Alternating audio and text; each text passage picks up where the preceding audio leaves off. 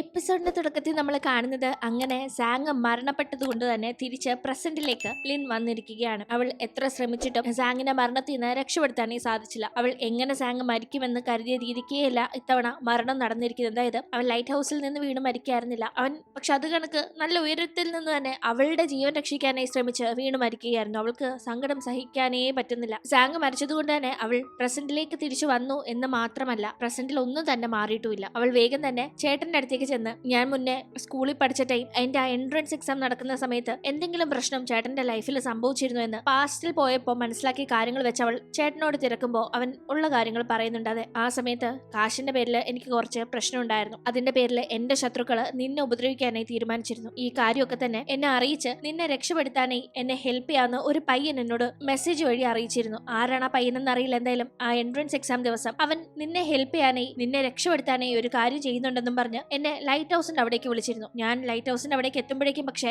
മുകളിൽ നിന്ന് ആരോ വീഴുന്ന കാഴ്ചയാണ് ദൂരെ നിന്നെ കണ്ടത്. അത് കണ്ട് ഞാൻ ഭയങ്കരമായി പേടിച്ചുപോയി. നീയാണ് വീണ് മരിച്ചത്, എന്റെ ശത്രുക്കള് നിന്നെ കൊന്നുവെന്ന് ഞാൻ ആകെപ്പാടെ പേടിച്ച് തിരിച്ച് വീട്ടിലേക്ക് ഇനി എന്ത് ചെയ്യുമെന്നറിയാതെ പോകുന്ന സമയത്താണ് നീ വീട്ടിലേക്ക് ആ മഴയത്ത് നനഞ്ഞുകൊണ്ട് ഓടി വരുന്നത് ഞാൻ കാണുന്നത്. ആ സമയത്താണ് എനിക്ക് സത്യത്തിൽ സമാധാനാവുന്നത്. നിനക്ക് അപകടമൊന്നും പറ്റിയില്ലല്ലോ എന്ന സമാധാനത്തില് എന്റെ ഫാമിലി എത്രത്തോളം വലുതാണ് എനിക്ക് എന്ന് ഞാൻ അപ്പോ തിരിച്ചറിയുകയായിരുന്നു. ഇങ്ങനെ ചേട്ടൻ പറയുമ്പോഴേക്കും അന്ന് തന്നെ രക്ഷപ്പെടുത്താനേ ശ്രമിച്ചുകൊണ്ട് ചേട്ടന് മെസ്സേജ് അയച്ചത് മറ്റാരുമല്ല, സാങ് ആണ്. അന്ന് അവൻ തന്നെ രക്ഷപ്പെടുത്താൻ വേണ്ടിയാണ് മരിച്ചത്. അതുകൊണ്ടാണ് അവന്റെ മരണവും തന്റെ ലൈഫും തമ്മിൽ കണക്ട് ആയിരിക്കുന്നത് എന്ന കാര്യങ്ങൾ ലിന്നിന് മനസ്സിലാവുന്നുണ്ട്. അതായത് പണ്ടുതൊട്ടേ ഇവർക്കിടയിൽ പരിചയം ഉണ്ടായിരുന്നില്ല. അതൊന്നും അവൾക്ക് പക്ഷെ സാനിനോട് ആ സമയത്തുള്ള പ്രണയം കാരണം മനസ്സിലേ ഉണ്ടായിരുന്നില്ല. പക്ഷെ സാങ് അവളുടെ ആ പാസ്റ്റ് ലൈഫിൽ അവൾ പോലും അറിയാതെ അവളെ എത്രത്തോളം കെയർ ചെയ്തിരുന്നു എന്നതിന്റെ ഒക്കെ അടയാളമാണല്ലോ ഇപ്പൊ അവൾ മനസ്സിലാക്കിയിരിക്കുന്ന കാര്യങ്ങൾ. അവൾ വളരെ വളരെ ഇമോഷണൽ ആവുന്നുണ്ട് നടന്ന കാര്യങ്ങളെ പറ്റി ആലോചിക്കുമ്പോൾ. എങ്ങനെയെങ്കിലും സാങ്ങിനെ മരണത്തിൽ നിന്ന് രക്ഷപ്പെടുത്തണം, അതിന് വീണ്ടും പാസ്റ്റിലേക്ക് പോകണം എന്ന് ഉറപ്പിക്കുന്ന അവൾ വേഗം തന്നെ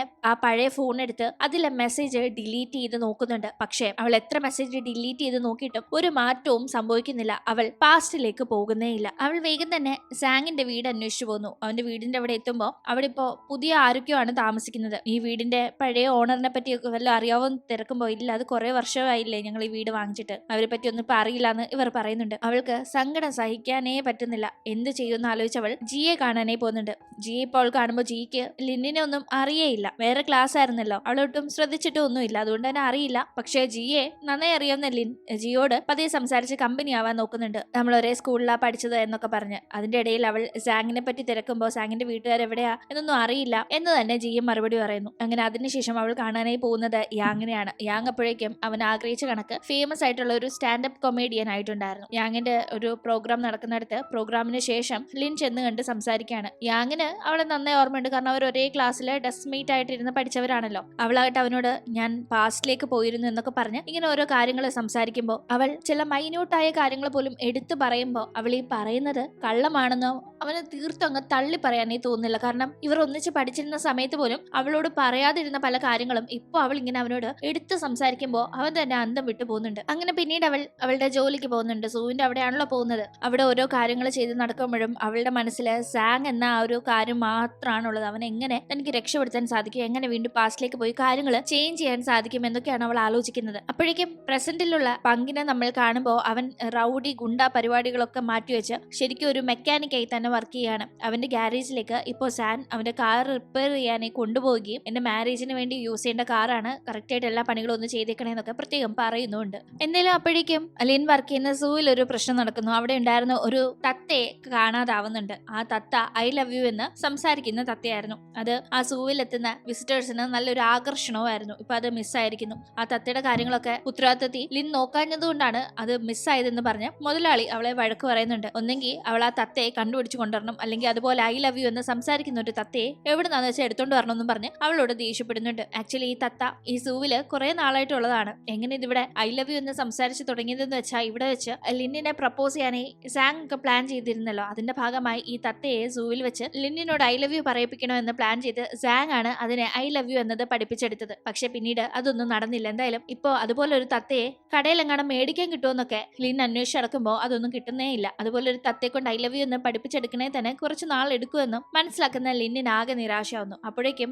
സൂവിലെ CCTV ഫുട്ടേജ് ഒക്കെ പരിശോധിച്ച് ആരാണ് തത്തയെ ഇവിടെ നിന്ന് തട്ടിക്കൊണ്ടുപോയത് എന്ന് കണ്ടുപിടിക്കുന്നുണ്ട്. അത് മറ്റാരുമല്ല, പങ്കാണ്. ഉടനെ തന്നെ പോലീസിൽ കംപ്ലൈന്റ് കൊടുക്കാൻ പോവുകയാണെന്ന് മുതലാളി പറയുമ്പോൾ ഞാൻ അയാളെ പോയി കണ്ട് സംസാരിച്ച് തത്തയെ വാങ്ങിച്ചോണ്ട് വരാന്ന് പറഞ്ഞ് പങ്കിനെ കണ്ട് സംസാരിക്കാൻ വേണ്ടി ലിൻ പുറപ്പെട്ടു പോന്നു. പക്ഷെ അവന്റെ ഗ്യാരേജിൽ എത്തുന്ന അവൾ കാണുന്നത് അവിടെ ആരോ അടിയിട്ട് ശരീരത്തിലെ മുറിപ്പാടുകളുമായി കിടക്കുന്ന പങ്കിനെയാണ്. അവൾ വേഗം തന്നെ ആംബുലൻസ് വിളിച്ച് അവനെ ഹോസ്പിറ്റലിലേക്ക് കൊണ്ടുപോകാൻ ഏർപ്പാടാക്കുന്നു. അതിനുശേഷം അവന്റെ ഗ്യാരേജ് പരിശോധിക്കുമ്പോൾ അവിടെ നിന്ന് അവൾക്ക് ആ തത്തയെ കണ്ടെടുക്കാനായി സാധിക്കുന്നുണ്ട്. കൂടാതെ ഒരു ഫോട്ടോയും കൂടി കിട്ടുന്നു. ആ ഫോട്ടോയിലുള്ളത് സാങ്ങും പങ്കുമാണ്. അവൾ ആ ഫോട്ടോയുമായി പങ്കിനെ ഇപ്പോൾ അഡ്മിറ്റ് ചെയ്തിരിക്കുന്ന ഹോസ്പിറ്റലിൽ പോയി ഐസിയിലുള്ള അവന്റെ റൂമിന് പുറത്ത് വെയിറ്റ് ചെയ്തിരിക്കുകയാണ്. ഈ സമയത്തെല്ലാം തന്നെ സാങ്ങിനെ പറ്റി ഓർത്ത് വളരെ അപ്സെറ്റ് ആയി കരയുന്നവൾ വേഗം തന്നെ ഫോൺ എടുത്ത് ചുമ്മാ ഒരു മെസ്സേജ് ഒരു പ്രതീക്ഷയുടെ പുറത്ത് ഡിലീറ്റ് ചെയ്ത് നോക്കുമ്പോഴേക്കും അവളുടെ തിരിച്ച് പാസ്റ്റിലേക്ക് പോകുന്നു. ഇപ്പൊ അവളുടെ മുന്നിൽ സാങ് നിൽപ്പുണ്ട്. അവനെ വീണ്ടും കണ്ട സന്തോഷത്തിൽ അവൾ വേഗം തന്നെ അവനെ പിടിച്ചു വലിച്ച് ആളില്ലാത്ത ഒരു സ്ഥലത്തേക്ക് മാറ്റി നിർത്തി പെട്ടെന്ന് കിസ് ചെയ്യാൻ നോക്കാണ്. എന്നെ മനസ്സിലായോന്ന് അവൾ പെട്ടെന്ന് ഇങ്ങനെ പെരുമാറുന്നത് കണ്ട് അവൻ ചോദിക്കുമ്പോഴേക്കും ആയെന്ന് പറയുന്നവൾ നീ എന്നെ ഒരുപാട്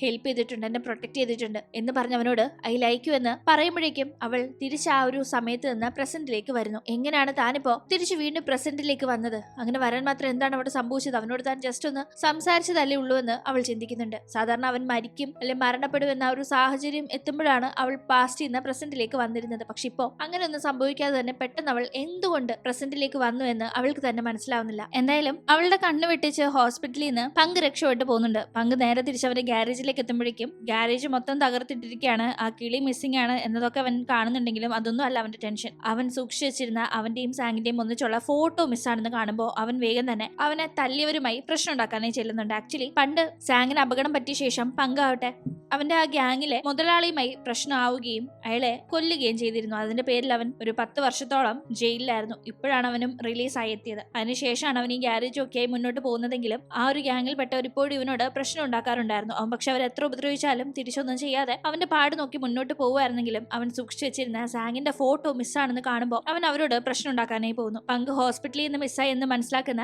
ലിൻ അവനെ അന്വേഷിച്ചു പോകുമ്പോഴേക്കും അവനിങ്ങനെ പ്രശ്നം ഉണ്ടാക്കാൻ പോയിരിക്കുന്നു എന്ന് മനസ്സിലാക്കി ആ ഫോട്ടോ അവളുടെ കയ്യിലല്ലേ ഉള്ളത്. അവൾ അതുകൊണ്ട് തന്നെ ഒരുവിധം അവിടെ നിന്ന് അവനെ രക്ഷപ്പെടുത്തി കൊണ്ടുവരുന്നുണ്ട്. ഫയർ എക്സ്റ്റിംഗ്വിഷർ എടുത്ത് അവരുടെ ദേഹത്തേക്ക് അടിച്ചാണ് അവിടെ നിന്ന് പങ്കുമായി അവൾ പുറത്തേക്ക് വന്നതെങ്കിലും ആ ഫോട്ടോ കാണിച്ച് ഇത് നിങ്ങൾ എപ്പോ എടുത്തതാ, ഇതിന്റെ പുറത്ത് 2020 എഴുതിയിരിക്കുന്ന എന്താന്നൊക്കെ അവൾ തിരക്കുമ്പോൾ ഇത് ഞങ്ങൾ ഇപ്പോഴൊന്നും എടുത്തതല്ല, 2010 കാലഘട്ടത്തിൽ എടുത്തതാണെന്ന് അവൻ പറഞ്ഞുകൊണ്ടിരിക്കുമ്പോഴേക്കും ഇവരന്വേഷിച്ച് വീണ്ടും അവർ എത്തുന്നുണ്ട്. അതേ ടീം ഇവിടെ ഈ പ്രശ്നം നടക്കുന്നത് ലിന്നിന്റെ ചേട്ടനും മനസ്സിലാക്കി അങ്ങോട്ടേക്ക് എത്തുന്നു. ചേട്ടൻ പോലീസിന് വിവരം അറിയിച്ചതിനെ തുടർന്ന് പങ്കിനെയും ലിന്നിനെയും ഉപദ്രവിക്കാൻ എത്തിയവർക്ക് എന്തെങ്കിലും ചെയ്യാൻ സാധിക്കും മുന്നേ പോലീസ് അങ്ങോട്ടേക്ക് എത്തുകയും തുടർന്ന് പോലീസിനെ പിടിയിലാവാതിരിക്കാൻ വേണ്ടി പങ്കും അവനെ ഉപദ്രവിക്കാൻ നോക്കിയവരും പല വഴിക്ക് ചിതറി ഓടുകയും ചെയ്യുന്നു. അങ്ങനെ പിന്നീട് പങ്ക് അവന്റെ ഗ്യാരേജിലുള്ളപ്പോൾ അവിടെ റെഡിയാക്കാനായി കൊടുത്തിരിക്കുന്ന കാറ് നോക്കാനായി സാൻ എത്തുന്നുണ്ട്. സാന്റെ കൂടെ ടെങ്ങും ഉണ്ടായിരുന്നു. ടെങ്ങിനെ ഇപ്പൊ കല്യാണം കഴിക്കാൻ പോവുകയാണല്ലോ സാൻ. അപ്പൊ ആ മാരേജിന് വേണ്ടിയാണ് ഈ കാർ ഇപ്പൊ റെഡിയാക്കാനായി വന്നിരിക്കുന്നത്. അവിടെ വെച്ച് ഇവർ സംസാരിക്കുന്നത് കേൾക്കുന്ന പങ്കിന് ലിന്നിനെ കല്യാണം കഴിക്കാനിരുന്ന പയ്യനാണ് ഈ സാൻ. അവൻ പക്ഷെ അത് വേണ്ടാന്ന് വെച്ചാണ് ഈ പെണ്ണിനെ കല്യാണം കഴിക്കാൻ പോകുന്നതെന്ന് മനസ്സിലാവുമ്പോൾ നല്ല ദേഷ്യം വരുന്ന പങ്ക് സാനിനോട് വഴക്കുണ്ടാക്കുന്നുണ്ട്. അതിനുശേഷം അവൻ ലിന്നിനെ പോയി കണ്ട് സംസാരിക്കുന്നുണ്ട്. നിനക്കറിയാവോ, നിന്നെ രക്ഷപ്പെടുത്താൻ വേണ്ടിയാണ് എന്റെ സുഹൃത്തായ നീ ആ ഫോട്ടോയിൽ കണ്ട സാങ് മരിച്ചത്. അവൻ നിന്നെ രക്ഷപ്പെടുത്താനും നിന്നെ സേഫ് ആക്കാനുമായി ഒരുപാട് കഷ്ടപ്പെട്ടിരുന്നു. പക്ഷെ അവന്റെ ആ പ്രവൃത്തികളൊന്നും തന്നെ ആ സമയത്ത് നിനക്ക് സാനിനോടുള്ള ആ ഒരു പ്രേമം കാരണം നീ ശ്രദ്ധിച്ചതേ ഇല്ല. നിന്നോട് ഐ ലവ് യു എന്ന് പറയണമെന്ന് അവന് ഒരുപാട് ആഗ്രഹമായിരുന്നു. അവന്റെ ഇഷ്ടം പോലും ഒന്ന് എക്സ്പ്രസ് ചെയ്യാൻ സാധിക്കും മുന്നെയാണ് അവന് നിനക്ക് വേണ്ടി മരിക്കേണ്ടി വന്നത്. പക്ഷെ എന്ത് കാര്യം, നീ അന്ന് ആ സാങ്ങിന്റെ സ്നേഹത്തെ പോലും മൈൻഡ് ചെയ്യാതെ ജീവന തുല്യം സ്നേഹിച്ചിരുന്നവൻ ഇന്ന് വേറൊരുത്തിയെ കെട്ടാൻ പോവല്ലേ എന്നൊക്കെ പറഞ്ഞ് പങ്ക് സംസാരിക്കുമ്പോൾ താൻ പാസ്റ്റിലേക്ക് പോയി ഈ കാര്യങ്ങളൊക്കെ മനസ്സിലാക്കി എന്നതൊന്നും ലിൻ അവിടെ പറയുന്നില്ല. അവൾ വളരെ ഇമോഷണലായി ഇത് കേട്ടുകൊണ്ടിരിക്കുന്നുണ്ട്. ആക്ച്വലി ഈ അടുത്ത് തന്നെയാണ് ആ ഒരു കേസിൽ അകപ്പെട്ടിരുന്ന പങ്ക് റിലീസായി എത്തിയത്. അതിനുശേഷമാണ് അന്ന് ലിൻ സൂവിലെത്തുമ്പോൾ അവളെ പ്രപ്പോസ് ചെയ്യാനായി ഐ ലവ് യു എന്ന് പറഞ്ഞു പഠിപ്പിച്ചു വെച്ചിരുന്ന ആ തത്തയെ സാങ്ങിന്റെ ഓർമ്മയ്ക്കായി പങ്ക് മോഷ്ടിച്ചത് പോലും. എന്തായാലും അത് സക്സസ് ആയില്ല. ഇതിന്റെ ഇടയിൽ സാങ്ങിന്റെ ഡയറിയിൽ നിന്ന് ഒരു പേജ് എടുത്ത് സാങ്ങിന്റെ മനസ്സിലെ ഫീലിംഗ്സ് എന്തായാലും ലിൻ അറിയണം എന്ന ഒരു ഉദ്ദേശത്തിൽ അത് അവളുടെ വീട്ടിലേക്ക് ഒരു കുറിപ്പായി അവൻ അയച്ചിട്ടുണ്ടായിരുന്നു. ഈ കാര്യം മനസ്സിലാക്കുന്ന അവൾ വേഗം തന്നെ വീട്ടിലേക്ക് പുറപ്പെട്ട് അവൻ അയച്ചിരുന്ന ആ ഒരു പേപ്പർ ഇപ്പോൾ തപ്പിയെടുക്കുകയും അത് വായിക്കാൻ തുടങ്ങുകയും ചെയ്യുന്നുണ്ട്. ഈ സമയം നമ്മൾ ഒരു ഫ്ലാഷ് ബാക്കിലേക്കാണ് പോകുന്നത്. അതായത് പ്രസന്റിൽ നിന്ന് പാസ്റ്റിലേക്ക് ലിൻ പോയിരുന്ന ടൈം, അവൾ എത്തിപ്പെട്ടിരുന്ന ടൈം ലൈൻ 2010 കാലഘട്ടമായിരുന്നു. അതായത് അവൾ ഹൈസ്കൂളിലൊക്കെ പഠിക്കുന്ന കാലഘട്ടം. പക്ഷെ ആ കാലഘട്ടത്തിൽ നിന്നും കുറച്ച് പുറകിലേക്കാണ് നമ്മൾ പോകുന്നത്. അതായത് 1999 കാലഘട്ടത്തിലേക്ക്. ഈ വീഡിയോയിൽ കാണുന്ന ആരുടെങ്കിലും ഡേറ്റ് ഓഫ് ബർത്ത് 1999 ആണെങ്കിൽ ഒന്ന് കമന്റ് ഇടാൻ മറക്കല്ലേ. അന്ന് ആ പാർക്കിൽ വെച്ച് കുട്ടിയായിരുന്ന ലിന്നും സാങ്ങും കണ്ടുമുട്ടിയ ആ ഒരു സമയമാണിത്. അന്ന് കുട്ടിയായിരുന്നപ്പോ ലിൻ പയ്യനെ കണക്കും സാങ് ഒരു പെൺകുട്ടിയെ കണക്കും ആയിരുന്നല്ലോ അവരുടെ വീട്ടുകാർ കാരണം ഡ്രസ് ചെയ്ത് നടന്നിരുന്നത്. എന്തായാലും അന്ന് അവർ കണ്ടുമുട്ടിയപ്പോ കുറച്ച് കുട്ടികൾ സാങ്ങിനെ അവർ ഉപദ്രവിച്ച ഒരു സ്വാനെ അവൻ രക്ഷപ്പെടുത്താൻ നോക്കിയതിന്റെ പേരിൽ ഉപദ്രവിക്കുമ്പോൾ അത് കണ്ട് ലിൻ അതിൽ ഇടപെടുകയായിരുന്നു. അതിനുശേഷം അവർ അവിടെ വെച്ച് സംസാരിച്ച് നല്ല ഫ്രണ്ട്സായി മാറിയതും ആ ഹെയർ ബാൻഡ് സാങ്ങിന് കൈമാറിയതും ഒക്കെ നമ്മൾ കണ്ടിരുന്നല്ലോ. അതിനുശേഷം ആഫ്രിക്കയിലേക്ക് സാങ്ങിന്റെ അമ്മയ്ക്ക് ജോലി സംബന്ധമായി പോകേണ്ടി വന്നപ്പോൾ അവനും അമ്മയുടെ കൂടെ പോയിരുന്നു. പക്ഷെ അങ്ങനെ പോയി കുറെ നാൾ കഴിഞ്ഞ് അവിടെ ജീവിതം മുന്നോട്ട് കൊണ്ടുപോകുമ്പോഴും അവന്റെ ഉള്ളില് നാട്ടിൽ അവൻ പരിചയപ്പെട്ട ആ പെൺകുട്ടിയായിരുന്നു. അങ്ങനെ മിഡിൽ സ്കൂൾ എത്തുമ്പോഴേക്കും അവൻ അമ്മയോട് വാശി പിടിച്ച് തിരിച്ച് ചൈനയിലേക്ക് എത്തി അവിടെ പഠനം മുന്നോട്ട് കൊണ്ടുപോകാനായി തീരുമാനിച്ചു. അവൻ അവിടെ പഠിക്കാൻ എത്തിയത് പക്ഷേ ലിൻ പഠിക്കുന്ന അതേ സ്കൂളിലായിരുന്നില്ല, അതിന് തൊട്ടടുത്തുള്ള മറ്റൊരു സ്കൂളിലായിരുന്നു. പലപ്പോഴും സ്കൂൾ കഴിഞ്ഞ് ഇറങ്ങുന്ന സമയത്തൊക്കെ അവളുടെ സ്കൂളിന്റെ അടുത്ത് പോയി നിന്ന് അവളെ വാച്ച് ചെയ്യാനും അവളോട് തന്റെ ഇഷ്ടം പറയണോ എന്നൊക്കെ അവൻ ഒരുപാട് കരുതിയിരുന്നെങ്കിലും അതിനൊരു അവസരം അവന് കിട്ടിയിരുന്നില്ല. അങ്ങനെ ഇരിക്കുകയാണ് ഈ രണ്ട് സ്കൂളുകൾക്കും ഇടയിൽ ബാസ്കറ്റ് ബോൾ കോമ്പറ്റീഷൻ നടക്കുന്നത്. ആ കോമ്പറ്റീഷനിൽ സാങ്ങും സാനും പങ്കെടുത്തിരുന്നു. ആ കോമ്പറ്റീഷൻ ദിവസം മാച്ച് കാണാനായി ലിൻ എത്തിയിരുന്നല്ലോ. അവിടെ വെച്ചും ചെറിയൊരു കോൺവെർസേഷൻ ഇവർക്കിടയിൽ നടന്നിരുന്നു. അതായത് അവൾ ടോയ്ലറ്റിലേക്കുള്ള വഴിയെന്തോ അവിടെ വെച്ച് അവനോട് ചെറുതായി ചോദിച്ചിരുന്നു. അവനെ പക്ഷെ അവൾക്ക് ഒരു ഓർമ്മയില്ല, കുട്ടിക്കാലത്ത് കണ്ട ആ ഒരു കാര്യം അവൾക്ക് അറിയില്ല. അതിനുശേഷം അവിടെ വെച്ചാണ് അവൾക്ക് അപകടം പറ്റിയതും ആക്ച്വലി സാങ് ആണ് അവളെ അതിൽ നിന്ന് രക്ഷപ്പെടുത്തിയതും. പക്ഷെ അവൾ സാൻ ആണെന്നാണ് കരുതിയത്. പിന്നീട് അതിനുശേഷമാണ് സാനിനോട് അവൾക്ക് പ്രണയമായത്. അങ്ങനെ ഹൈസ്കൂളിൽ എത്തുമ്പോഴേക്കും ലിന്നും സാനും പഠിക്കുന്ന അതേ സ്കൂളിലേക്ക് സാങ് വന്നെങ്കിലും അവന്റെ നിരാശയായിരുന്നു ഫലം. കാരണം അപ്പോഴേക്കും സാൻ എന്ന് പറഞ്ഞ് അവന്റെ പുറകിന് ഒരേ നടപ്പായിരുന്നല്ലോ ലിൻ. ഇതിന്റെ ഇടയിൽ ലിന്നിന്റെ ചേട്ടന്റെ ആ ഒരു പ്രശ്നങ്ങൾ കാരണം ചേട്ടനെ സ്കെച്ച് ചെയ്ത് പങ്ക് നടപ്പുണ്ടായിരുന്നു. എപ്പോഴും ലിന്നിന്റെ വീടിന്റെ പരിസരത്ത് ലിന്നിന്റെ ചേട്ടനെ പിടിക്കാൻ വേണ്ടി പങ്കും കൂട്ടരും നടക്കുന്നതൊക്കെ കണ്ട് സാങ് പതിയെ എന്താ കാര്യം എന്നൊക്കെ പങ്കിനോട് സംസാരിച്ചാണ് അവരുടെ ആ ഒരു പരിചയം പിന്നീട് ഫ്രണ്ട്ഷിപ്പായി മാറുകയും പങ്കും സാങ്ങും നല്ല ഫ്രണ്ട്സ് ആയി മാറുകയും അതിൽ നിന്നാണ് ലിന്നിന്റെ ചേട്ടൻ ഉണ്ടാക്കിയ പ്രശ്നങ്ങൾ മൂലം ലിന്നിന് അപകടം വരാൻ പോകുന്നു എന്ന കാര്യം സാങ് അറിയുന്നതും ലിന്നിന് അവനെ അറിയ പോലെ ഇല്ലെങ്കിൽ പോലും അവളെ രക്ഷപ്പെടുത്താനായി അവൻ കാര്യങ്ങളിൽ ഇടപെടാൻ തുടങ്ങിയതും. ശേഷം എന്താണ് നടന്നത് എന്നത് നമുക്ക് അടുത്ത എപ്പിസോഡിലൂടെ കാണാം. ഇന്നത്തെ വീഡിയോ ഇഷ്ടമായാൽ മറക്കാതെ ലൈക്ക് ചെയ്തും ഷെയർ ചെയ്തും സബ്സ്ക്രൈബ് ചെയ്തും സപ്പോർട്ട് ചെയ്യണം. വീണ്ടും പുതിയൊരു എപ്പിസോഡുമായി കണ്ടുമുട്ടാം. ബൈ.